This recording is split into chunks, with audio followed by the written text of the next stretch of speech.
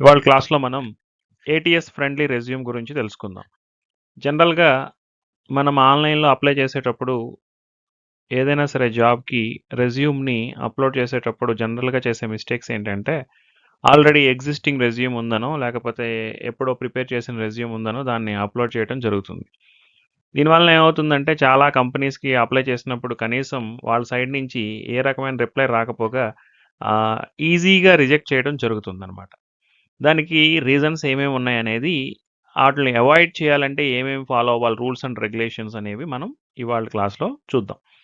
ఇదేంటంటే ATS friendly resume అంటే ఏంటంటే ఫస్ట్ ఏటీఎస్ అంటే ఏంటో మనకు తెలియాలి. అప్లికెంట్ ట్రాకింగ్ సిస్టమ్ అనమాట. ఇది చాలా కంపెనీస్లో ఇప్పుడు బాగా ఫాలో అవుతున్నారు. అండ్ ఇదంతా కూడా ఆర్టిఫిషియల్ ఇంటెలిజెన్స్ యూస్ చేసి చేయడం జరుగుతుంది. సో మనం ఏం చేద్దామంటే how to build a resume that passes applicant tracking system అదే ఏటీఎస్ అనేది మనం ఇప్పుడు చూద్దాం. ఇది కూడా మనం బీటెక్ స్టూడెంట్స్ని టార్గెట్గా చేసుకుని చెప్తున్నాం అనమాట. What is ATS? First ATS అంటే ఏంటి? అప్లికెంట్ ట్రాకింగ్ సిస్టమ్ ఆల్రెడీ అనుకున్నాం. ఇదేంటంటే used by companies to filter resumes. అంటే ఏమవుతుంది, ఇప్పుడున్న పరిస్థితుల్లో బీటెక్ స్టూడెంట్స్ బయట అబండెంట్గా అవైలబుల్ ఉన్నప్పుడు ఆటోమేటిక్గా నెంబర్ ఆఫ్ అప్లికేషన్స్ పెరిగిపోతూ ఉన్నాయి కంపెనీస్కి. వాళ్ళు ఎవరైతే సూటబుల్ అనేది ఫిల్టర్ చేయడం కోసం ఫస్ట్ స్టెప్లో ఈ ఏటీఎస్ అనేది యూజ్ చేస్తున్నారు. అంటే దీంట్లో మ్యాక్సిమం ఫిల్టరేషన్ అనేది కంప్లీట్ అయిపోతుంది అనమాట. అంటే వాళ్ళు ఏమీ చూడకుండానే ఆల్రెడీ మీరు ఆన్లైన్లో అప్లై చేసిన అప్లికేషన్ బేస్డ్గా ఆ రెజ్యూమ్ మీరైతే అప్లోడ్ చేసిన దాని బేస్డ్గా ఫిల్టరేషన్ ప్రాసెస్ అనేది కంప్లీట్ అయిపోతుంది. అంటే almost first level of screening అనేది కంప్లీట్ అవుతుంది అనమాట.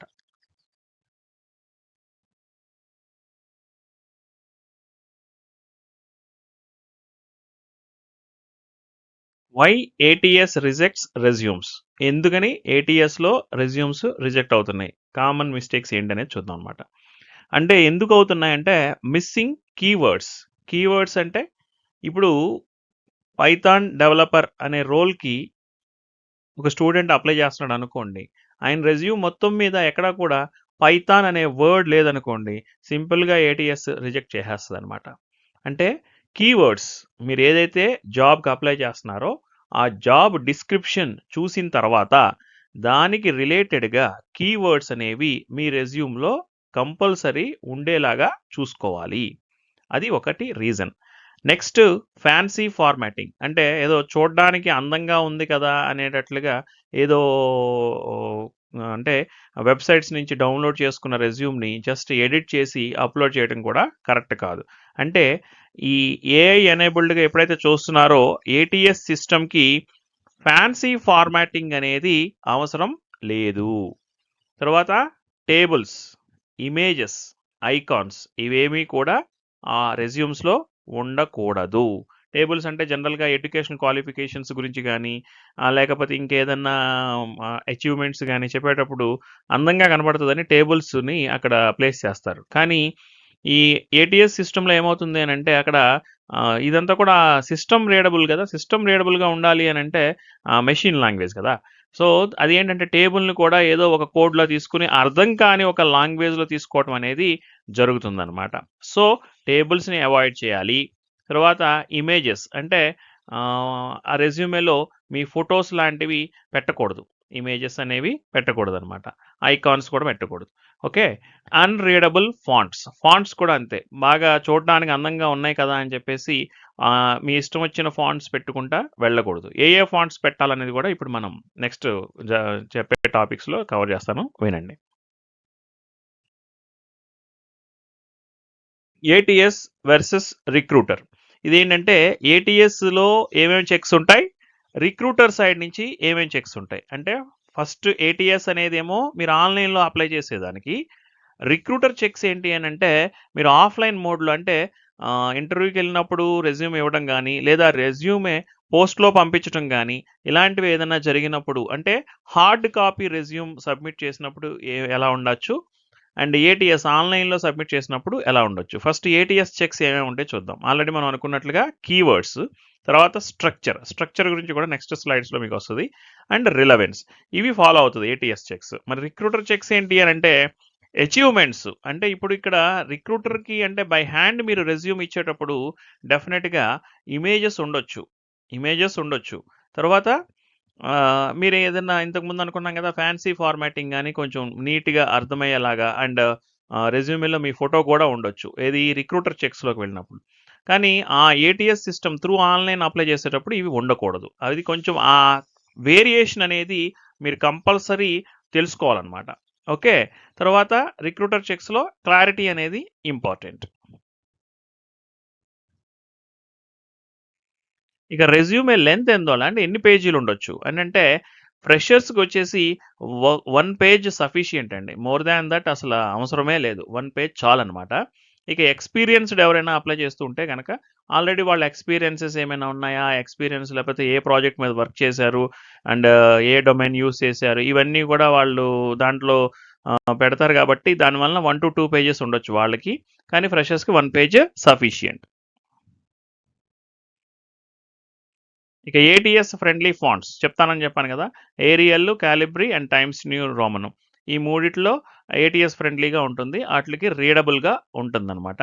ఫాంట్ సైజ్ వచ్చేసి ఏదన్నా కానీ మొత్తం మీద 10.5 to 12 ఈ మధ్యలో మాత్రమే ఉండాలి. అంతేగాని ఏదో హెడ్డింగ్స్ లాగా పెట్టేసి సైడ్ హెడ్డింగ్స్, మెయిన్ హెడ్డింగ్స్ ఏదో మనం నోట్స్ రాసినట్లుగా రెజ్యూమేని ప్రిపేర్ చేయకూడదు. రెజ్యూమేలో ఫాంట్ సైజు 10.5 to 12 ఉండేలాగా చూసుకుంటే యూనిఫార్మిటీ మెయింటైన్ అవుతుంది. కాబట్టి దానికి ట్రాకింగ్ ఈజీగా అవుతుంది. కాబట్టి మీరు ఏదైతే దాంట్లో రెజ్యూమేలో ఏదైతే మెన్షన్ చేశారో each and every point miss అవ్వకుండా అది రీడ్ చేయడం జరుగుతుంది. అది మీకు బాగా హెల్ప్ అవుతుంది కూడా.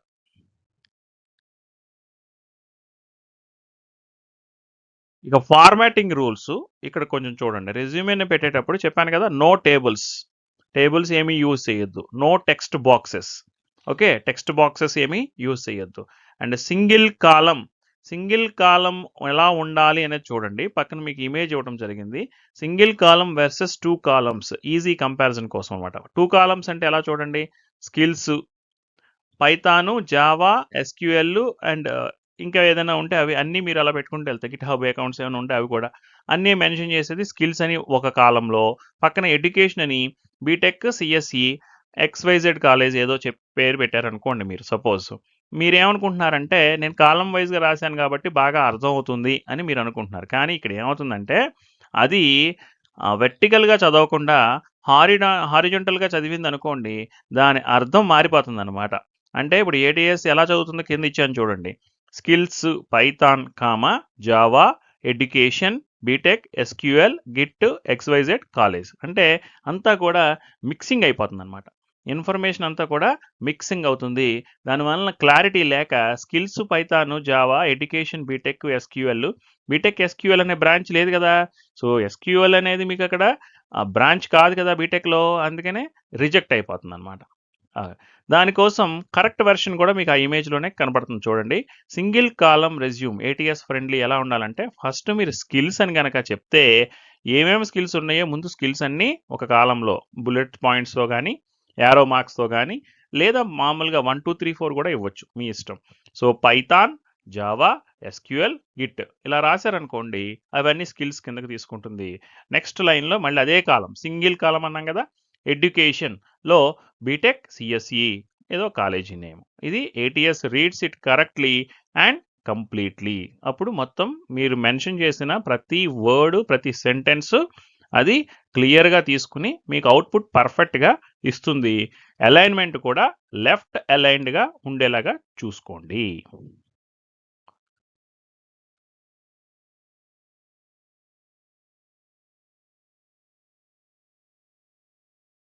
ఇక రీడబుల్ సెక్షన్ హెడ్డింగ్స్ ఇక్కడికి వచ్చేసరికి ఏంటంటే కెరీర్ ఆబ్జెక్టివ్ ఫస్ట్ పాయింట్ చెప్పాను, education, technical skills, projects, internships ఇలాంటి హెడ్డింగ్స్ వాటికి రీడబుల్గా ఉంటుంది.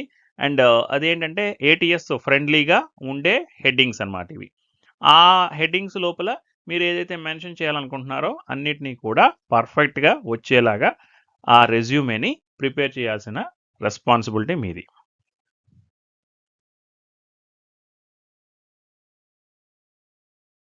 ఇక ఇంపార్టెన్స్ ఆఫ్ కీవర్డ్స్ ఏంటంటే ఇది ఎక్కడి నుంచి వస్తాయి కీవర్డ్స్ మనకి? జాబ్ డిస్క్రిప్షన్ దగ్గర నుంచి వస్తుంది. ఫ్రమ్ జాబ్ డిస్క్రిప్షన్ మనకి కీవర్డ్స్ తెలుస్తాయి. లేదా ఆ పర్టిక్యులర్ జాబ్‌కి ఏమేమి స్కిల్స్ కావాలి అండ్ ఏమేమి టూల్స్ యూజ్ చేయాలి. ఇవి తెలుస్తాయి కాబట్టి అవన్నీ కూడా మీ రెజ్యూమేలో కవర్ అయ్యేలాగా చూసుకోవాలి. కోర్ సబ్జెక్ట్స్ కనుకోండి, కోర్ సబ్జెక్ట్స్ రిలేటెడ్‌గా మీరు ఆ పర్టిక్యులర్ కీవర్డ్స్ ఉండేలాగా ప్లాన్ చేసుకోవాలి రెజ్యూమేని. ఇది చాలా ఇంపార్టెంట్ కీవర్డ్స్ అనేది. ఎందుకనంటే ఏటీఎస్ ఫస్ట్ కీవర్డ్స్‌నే చెక్ చేస్తది కాబట్టి ఇంపార్టెన్స్ ఆఫ్ కీవర్డ్స్ అనేది చాలా చాలా మీరు పర్ఫెక్ట్‌గా ఫాలో అవ్వాల్సిన పాయింట్ అన్నమాట. కీవర్డ్స్ పర్ఫెక్ట్‌గా ఉండేలాగా రెజ్యూమేలో చూసుకోండి. ఓకే. ఐటీ కీవర్డ్స్ ఎగ్జాంపుల్స్ అన్నమాట ఇవి. అంటే సాఫ్ట్‌వేర్ రిలేటెడ్‌గా జాబ్స్‌కి అప్లై చేసే వాళ్ళ కోసం ఏమేమి ఉంటాయంటే జనరల్‌గా మీరు అప్లై చేసే జాబ్‌ని బట్టి మారుతా ఉంటుంది. Python, Java, SQL, data structures, Git, Linux ఇవన్నీ కూడా సాఫ్ట్‌వేర్ రిలేటెడ్‌గా కీవర్డ్స్ అన్నమాట.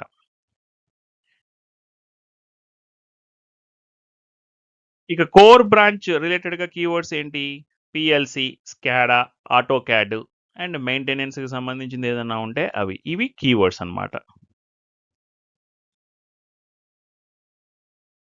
స్కిల్స్ సెక్షన్‌లో గుడ్ వర్సెస్ బ్యాడ్ అనే దాంట్లో చూడండి.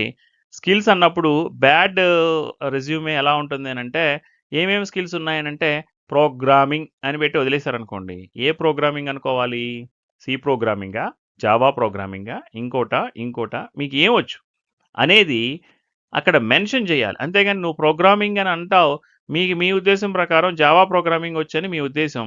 ఆల్రెడీ జాబ్ డిస్క్రిప్షన్‌లో జావా అడిగారు కాబట్టి నేను ప్రోగ్రామింగ్ అని పెట్టాను కాబట్టి జావా అనుకోవాలనేది మీ ఉద్దేశం. కానీ ఏటీఎస్‌లో ప్రోగ్రామింగ్ అంటే ఏ ప్రోగ్రామింగ్‌గా మెన్షన్ చేయలేదు కాబట్టి దాన్ని ఇగ్నోర్ చేసేస్తది. టూల్స్ అని వదిలేసారనుకోండి. ఏ టూలు? మీరు ఏ టూల్ యూజ్ చేస్తున్నారో చెప్పాలి కదా! అది చెప్పలేదు కాబట్టి అది కన్సిడర్ చేయరు. మీకేమో స్కిల్స్ తెలుసు. అండ్ మీకు ఆ నాలెడ్జ్ ఉంది. కానీ అక్కడ రెజ్యూమేలో మీరు సరిగ్గా మెన్షన్ చేయకపోవటం వలన ఆ రెజ్యూమే రిజెక్ట్ అవుతుంది. అంటే ఏంటి? చాలామంది అంటుంటారు. నాకు అన్నీ నాలెడ్జ్ బాగా ఉందండి. సీజీపీఏ బావుంది. అండ్ ప్రోగ్రామింగ్ స్కిల్స్ నాకు వచ్చు. అంటే ప్రోగ్రామింగ్ ఏ ప్రోగ్రామింగ్ అనేది ఇప్పుడు జావా అడిగితే జావా తెలుసు. లేకపోతే పైథాన్ అడిగితే పైథాన్ తెలుసు. సి ప్రోగ్రామింగ్ తెలుసు. బేసిక్ ఫండమెంటల్స్ తెలుసు. అండ్ కోడింగ్ బాగా చేయగలను. కానీ నా రెజ్యూమే రిజెక్ట్ అయింది. నీకు రెజ్యూమ్ రిజెక్ట్ చేసింది ఎవరక్కడ? మనుషులు గాదు. సిస్టమ్. ఏటీఎస్ సిస్టమ్‌లో మీకు ఆటోమేటిక్‌గా రిజెక్ట్ అయింది. కాబట్టి ఇవి జాగ్రత్తలు తీసుకోవాలి. మరి గుడ్ స్కిల్ సెక్షన్ ఎలా ఉంటుంది? అక్కడ పైథాన్. నువ్వు పైథాన్ మెన్షన్ చేసావు. ఇఫ్ పైథాన్ అనేది జాబ్ డిస్క్రిప్షన్ రిలేటెడ్‌గా గనక ఉంటే అది తీసుకుంటుంది. జావా లేదా ఎస్‌క్యూఎల్ ఇలా మీరు ఆ నేమ్స్ అనేవి మెన్షన్ చేయడం చాలా చాలా ఇంపార్టెంట్. అది బాగా గుర్తుపెట్టుకోండి మీరు. బ్యాడ్ స్కిల్ సెక్షన్ కోసం ఒక ఎగ్జాంపుల్ అనమాట. ఇలా చెయ్యకూడదు అని చెప్పడం కోసం. అందుకే అంత పెద్ద క్రాస్ మార్క్ చూపిస్తున్నాం అక్కడ. స్కిల్ సెక్షన్‌లో గుడ్ వర్సెస్ బ్యాడ్స్‌లో ఏంటంటే ఇదొక ఎగ్జాంపుల్ బ్యాడ్ స్కిల్ సెక్షన్‌కి. బ్యాడ్ స్కిల్ సెక్షన్‌లో చూడండి వెరీ కామన్‌గా స్టూడెంట్స్ మిస్టేక్స్ ఏముంటాయంటే టూ జనరిక్‌గా ఉంటది. అంటే స్కిల్స్ అనే దగ్గర ఇప్పుడు అనుకున్నాం కదా! ప్రోగ్రామింగ్. ఏ ప్రోగ్రామింగ్? చెప్పలా. సాఫ్ట్‌వేర్. ఏ సాఫ్ట్‌వేరు? చెప్పలా. టూల్స్. ఏ టూల్సు? చెప్పలా. ఇప్పుడు ప్రాబ్లమ్ ఏమైంది? No keywords. పైథాన్ ప్రోగ్రామింగ్ లేదు, జావా ప్రోగ్రామింగ్ లేదు, సి ప్రోగ్రామింగ్ లేదు. మెన్షన్ చేయలేదు. తీసేసింది. ATS cannot identify exact skills. అది ఏ స్కిల్లో తెలియదు కాబట్టి మొత్తాన్ని ఇగ్నోర్ చేసి పడేసింది. కాబట్టి నీ దగ్గర 3 రకాల స్కిల్స్ ఉన్నాయి. కానీ నువ్వు మెన్షన్ చేయకపోవడం మూలంగా అది తీసుకోలేదు. కన్సిడర్ చేయలేదు. Recruiter does not know what you actually know. అంటే మీరు బై హ్యాండ్ ఇచ్చినా కూడా అందులో మెన్షన్ చేయలేదు కాబట్టి అది కూడా వాళ్ళు ఇగ్నోర్ చేసే ప్రాబ్లం ఉంది.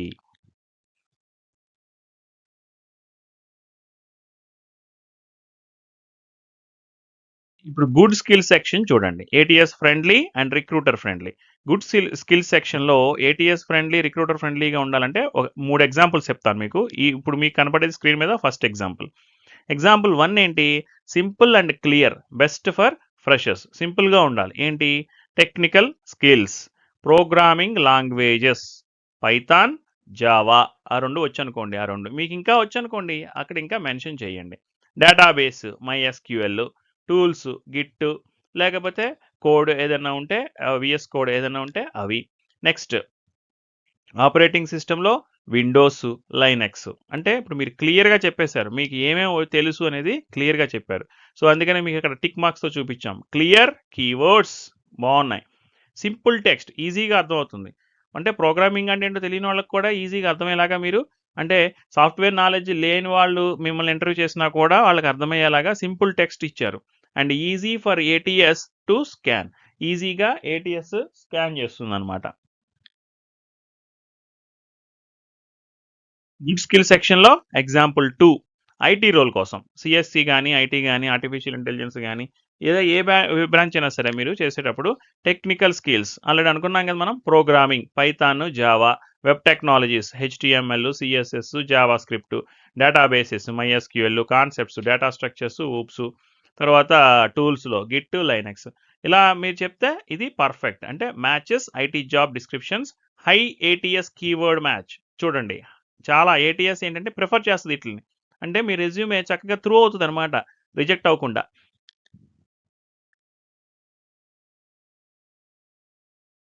గుడ్ స్కి గుడ్ స్కిల్ సెక్షన్‌లో ఎగ్జాంపుల్ 3 అనమాట. ఇదొచ్చేసి కోర్ బ్రాంచెస్ కోసం పెట్టాం. ట్రిపుల్ ఈ, మెకానికల్, సివిల్ ఇంకా వేరే బ్రాంచెస్ ఏమైనా సరే తీసుకుంటే టెక్నికల్ స్కిల్స్ అన్నప్పుడు వాళ్ళేంటంటే కోర్ సబ్జెక్ట్స్. ఫర్ ఎగ్జాంపుల్ ఇప్పుడు ట్రిపుల్ ఈ వాళ్ళు తీసుకున్నారనుకోండి పవర్ సిస్టమ్స్, ఈసీఈ వాళ్ళ కోసం అయితే కంట్రోల్ సిస్టమ్స్. ట్రిపుల్ ఈకి కూడా కంట్రోల్ సిస్టమ్స్ ఉంటుంది. లేదు మెకానికల్ ఉంటే ఆల్ రిలేటెడ్‌గా, సివిల్ ఉంటే ఆల్ రిలేటెడ్‌గా. సాఫ్ట్‌వేర్ టూల్స్ అన్నారనుకోండి మ్యాట్ ల్యాబ్, ఆటోకాడ్ ఏదైతే అది. మీకు ఏది అక్కడ ఏ సాఫ్ట్‌వేర్ వస్తే ఆ సాఫ్ట్‌వేర్ టూల్స్. హార్డ్‌వేర్ అన్నారనుకోండి PLC, sensors, maintenance and testing. ఇవన్నీ వచ్చన్నారనుకోండి ఇదేమవుతుంది కోర్ డొమైన్ ఫోకస్డ్‌గా ఉంటుందన్నమాట. ఏటీఎస్ సిస్టమ్‌లో రిక్రూటర్ ఫ్రెండ్లీగా ఉంటుంది కూడా. రెండిటికి ఉపయోగపడుతుంది. ఇక ప్రాజెక్ట్‌కి సంబంధించిన డిస్క్రిప్షన్ ఇస్తారు కదా! అందులో తీసుకోవాల్సిన ప్రికాషన్స్ ఏంటి?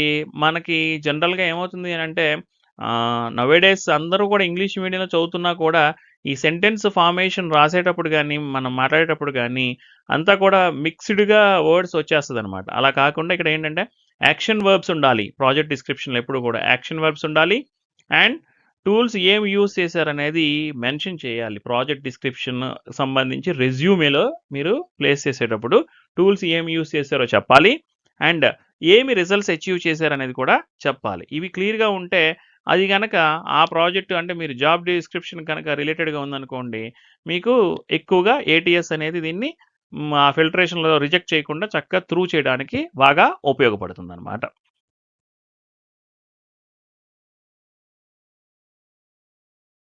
ఇక కెరీర్ ఆబ్జెక్టివ్ గురించి రాసేటప్పుడు ఓకే. పారాగ్రాఫ్‌లు రాయకూడదు. షార్ట్‌గా ఉండాలి. స్పెసిఫిక్‌గా ఉండాలి. నువ్వేం చేయాలనుకుంటున్నావు? నేను ఒక జావా ప్రోగ్రామర్ అవ్వాలనుకుంటున్నాను. ఓకే. అంటే డెవలప్ చేయడానికి నువ్వు డెవలపర్ అవ్వాలంటే సాఫ్ట్‌వేర్ డెవలపర్ అవ్వాలి అనంటే నీకు రిలేటెడ్‌గా ఏం అవ్వాలనుకుంటున్నావు? నువ్వు దానికోసం బీటెక్ డ్యూరేషన్‌లో ఏం చేసావు? ఇంటర్న్‌షిప్స్ గాని, ఇంకోటి గాని సింపుల్‌గా ఒక 2, 3 మాక్స్ 4 లైన్స్. 4 లైన్స్ అంటే చాలా ఎక్కువ ఫ్రెషర్‌కి. సో, మీ కెరీర్ ఆబ్జెక్టివ్ ఏంటి? అంటే మీరు ఏ రోల్‌లోకి వెళ్ళాలనుకుంటున్నారు అనేది కొంచెం షార్ట్ అండ్ స్పెసిఫిక్‌గా మెన్షన్ చేయాలి. ఓకే. పారాగ్రాఫ్‌లు రాసేస్తే అది చూసి జాబ్‌లిచ్చేయరు. ఏటీఎస్ కూడా ఏంటంటే రీడ్ చేసేటప్పుడు ఆ పారాగ్రాఫ్ అంతా చదవకుండా ఏదో 2 వర్డ్స్ చూసుకుందనుకోండి, అది ఏదైతే అనుకుంటుందో ఆ వర్డ్స్ అక్కడ లేవనుకోండి తీసి పడేస్తది. అందుకని జాగ్రత్తగుండాలి. కీవర్డ్స్ చాలా రిచ్‌గా ఉండాలి. ఆ కెరీర్ ఆబ్జెక్టివ్‌లో కూడా కీవర్డ్స్ పడాలి. అంటే సపోజ్ నేను ఒక పైథాన్ ప్రోగ్రామింగ్ కోసం నేను అప్లై చేశాననుకోండి. నాకు పైథాన్ బాగా వచ్చు. సో, ఆల్రెడీ నాకు పైథాన్ తెలుసు కాబట్టి నేను దీంట్లోకి వెళ్ళడానికి నేను బాగా చేయగలననుకుంటున్నాను అనేటట్లుగా ఆ మీనింగ్ వచ్చేలాగా మీరు కెరీర్ ఆబ్జెక్టివ్ అనేది ప్లేస్ చేయాలన్నమాట.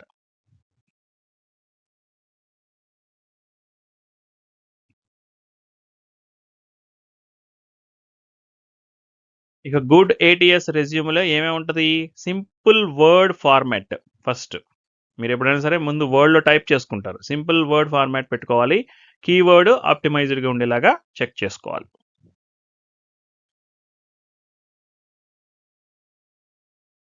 బ్యాడ్ రెజ్యూమేలో ఏమేమి ఉంటాయి? ఇమేజెస్ ఉంటాయి. అంటే విపరీతమైన ఫోటోగ్రాఫ్స్ మీ ఫోటోలు పెట్టేసేసి, మీ ప్రాజెక్ట్ ఏదైనా ఉంటే ఆ ఫోటోలు పెట్టేసి, ఒక 5, 6 పేజీలు రెజ్యూమ్ పెట్టేసి, ఆ ప్రాజెక్ట్ మొత్తం దాంట్లో అబ్స్ట్రాక్ట్ దగ్గర నుంచి రిజల్ట్ వరకు లేకపోతే కన్క్లూజన్ వరకు మొత్తం రాసేసి, అందులో ఏమేమి సాఫ్ట్‌వేర్‌లు వాడారో మొత్తం అంతా దాంట్లో పెట్టేసి, అయన్నీ కలర్ ఇమేజెస్‌లు పెట్టేసి, ఇదంతా పెట్టేస్తే ఏటీఎస్ తీసుకుంటదంటే, అదంతా కూడా ఆ ఇమేజెస్‌ని అది టెక్స్ట్‌లోకి మార్చుకునేసరికి అదేదో డిఫరెంట్ లాంగ్వేజ్‌కి సంబంధించిన టెక్స్ట్ లాగా వస్తది. అది మొత్తం ఇగ్నోర్ చేసి పక్కన పడేస్తది. సో ఇమేజెస్ని అసలు అవాయిడ్ చేసేయండి.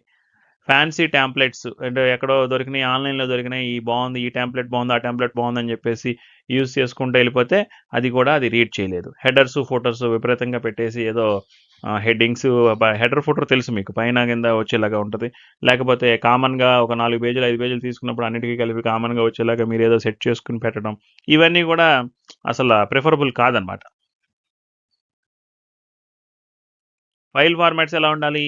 మీరు మొత్తం వర్డ్‌లో టైప్ చేసిన తర్వాత, ఈ వర్డ్ ఫైల్‌ని ఎప్పుడు కూడా మీరు రెజ్యూమెని ఆన్‌లైన్‌లో గాని అప్‌లోడ్ చేసేటప్పుడు వర్డ్ ఫైల్‌ని ప్రిఫర్ చేయొద్దు. ఎప్పుడు కూడా పీడీఎఫ్‌నే ప్రిఫర్ చేయండి. ఎందుకనంటే నౌ-ఏ-డేస్ ఇప్పుడు కంపెనీ హెచ్ఆర్‌లందరూ సిస్టమ్‌లోనే ఓపెన్ చేసి చూస్తారని లేదు. మైక్రోసాఫ్ట్ ఉంది దాంట్లో, అంటే వర్డ్ ఫార్మాట్ ప్రాపర్‌గా మీరెలా అప్‌లోడ్ చేశారో యాజ్ ఇట్ ఈస్‌గా అలాగే ఓపెన్ అవుతది అనే రూల్ ఏమి లేదు. వాళ్ళు మొబైల్‌లో ఓపెన్ చేసి చూసినా కూడా కరెక్ట్‌గా ఉండాలి అనంటే ఆ పీడీఎఫ్ అయితేనే మనకి ఎక్కడ కూడా మీరు ఎలాగైతే ప్లేస్ చేశారో ఆ బోర్డర్స్ గానీ, లేకపోతే ల లైన్ అలైన్‌మెంట్ గానీ, ఇవన్నీ గూడా యాజ్ ఇట్ ఈస్‌గా మీరు ఉన్నది ఉన్నట్లుగానే ఆళ్ళకి కనపడాలంటే కంపల్సరీ పీడీఎఫ్‌లో మాత్రమే ఉండాలి. ఆ పీడీఎఫ్ సింపుల్ పీడీఎఫ్ ఉండాలి. And save the file using your name or application number if available అని ఎందుకు చెప్తున్నామంటే, జనరల్‌గా మనం ఏం చేస్తాం, వర్డ్ టు పీడీఎఫ్ కన్వర్ట్ చేస్తారు చాలామంది. ఆన్‌లైన్ కన్వర్టర్స్ యూజ్ చేసి. అంత అవసరం లేదు. వర్డ్‌ని సేవ్ యాజ్ పీడీఎఫ్ ఉంటది. అది పీడీఎఫ్ పెట్టుకోవచ్చు. ఫైల్ నేమ్ వచ్చేసరికి సేవ్ యాజ్ పీడీఎఫ్ పెట్టినప్పుడు మీ పేరుతోనో, మీ అప్లికేషన్ నంబర్‌తోనో సేవ్ చేస్తే బెటరు.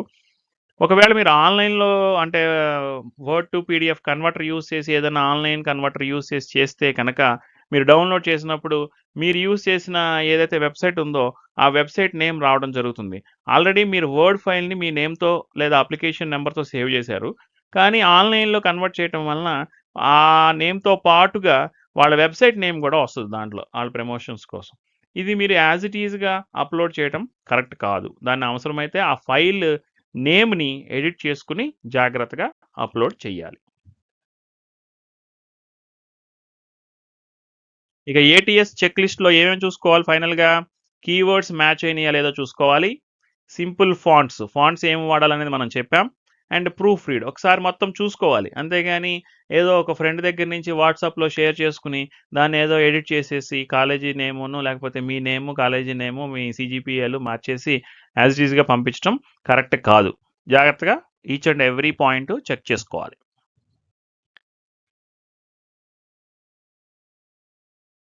ఇక కామన్ మిస్టేక్స్ ఏంటి? కాపీ పేస్ట్ చెప్పాను కదా! ఎవరిదో ఫ్రెండ్ తీసుకున్న దాంట్లోంచి కాపీ పేస్ట్ చేయడం గానీ, లేకపోతే ఇర్రెలవెంట్ స్కిల్స్ అవసరం లేనిది. ఇప్పుడు మీరు పైథాన్ డెవలపర్ రోల్ కోసం అప్లై చేస్తూ మీకు తెలిసిన సీఎస్ఈలో ఉన్న ప్రోగ్రామింగ్ లాంగ్వేజెస్ అన్ని పేర్లు అందులో రాసేసి, మీకొచ్చిన స్కిల్స్ అన్నీ రాసేస్తే, అదేదో 10 స్కిల్స్ ఎక్కువున్నాయి కాబట్టి కంపల్సరీ తీసుకోవాలని అనుకోదనమాట. మాకు అవసరమైన దానికన్నా అనవసరమైనయే ఎక్కువ నేర్చుకున్నాడు కాబట్టి వద్దని పక్కన పడేసే సందర్భాలు కూడా ఉంటాయి. కాబట్టి రిలవెంట్‌గా జాబ్ డిస్క్రిప్షన్ బేస్డ్‌గా ఏదైతే రాయగలరో అవి మాత్రమే ఉండేలాగా ప్లాన్ జేసుకోండి. ఫాల్స్ క్లెయిమ్స్ ఏం పెట్టొద్దు. అవొచ్చు, ఇవొచ్చు అన్నీ ఉన్నాయన్నట్లుగా చెప్పొద్దు. అండ్ ఇంకొకటేంటంటే గిట్‌హబ్ అకౌంట్ ఉంటే దాన్ని కంపల్సరీ అక్కడ మెన్షన్ చేసేలాగా, లింక్డ్ఇన్ అకౌంట్ ఉంటే దాన్ని మెన్షన్ చేసేలాగా, అవి వచ్చేలాగా చూసుకోండి. అండ్ లేని వాటిల్ని ఫాల్స్ క్లెయిమ్స్ ఏమి చెయ్యొద్దు. ఇక ఫైనల్ టిప్స్ ఏంటంటే కస్టమైజ్ ఈచ్ రెజ్యూమ్. అంటే ఇక్కడ each resume in the sense ఏంటంటే నువ్వు 10 జాబ్స్‌కి అప్లై చేస్తూ ఉంటే ప్రతి జాబ్‌కి దానికి రిలేటెడ్‌గా దీన్ని కస్టమైజ్ చేసుకోవాలి. కామన్‌గా ఒకటి పెట్టుకోండి ఫస్ట్. మీ డీటెయిల్స్ మారవు. అంటే సపోజ్ ఇప్పుడు మీ నేమ్ పెట్టారు. మీ బీటెక్ బ్రాంచ్ పెట్టారు. ఇవి మారవు. లేదా సీజీపీఏ పెట్టారు. ఇది మారదు. ఇంక మారేదేంటి అనంటే అక్కడ కీవర్డ్స్ సెర్చ్‌లో మనం మార్చుకోవాల్సిందేంటంటే జాబ్ డిస్క్రిప్షన్ రిలేటెడ్‌గా కీవర్డ్ సెర్చ్ ఉండేలాగా ప్లాన్ జేసుకోండి. అండ్ దాన్ని మీరు ప్రాక్టీస్ చేయండి. అంటే ఒక 10 కంపెనీలకి 10 డిఫరెంట్ రోల్స్ కోసం రెజ్యూమేని ఎలా చేయాలని చెక్ చేసుకోవచ్చు. అండ్ నౌ ఏ డేస్ మీరు ఆన్‌లైన్‌లో మీది ఏటీఎస్ ఫ్రెండ్లీగా ఉందో లేదో కూడా చెక్ చేసుకోవచ్చు. ఇది చాలా ఈజీగా ఉంటదనమాట. ఏదైనా అక్కడ అబ్జెక్షన్స్ వస్తున్నాయనంటే చాలా కేర్‌ఫుల్‌గా దాన్ని మీరు మార్చుకోవాలి. ఫైనల్‌గా ఆహ్,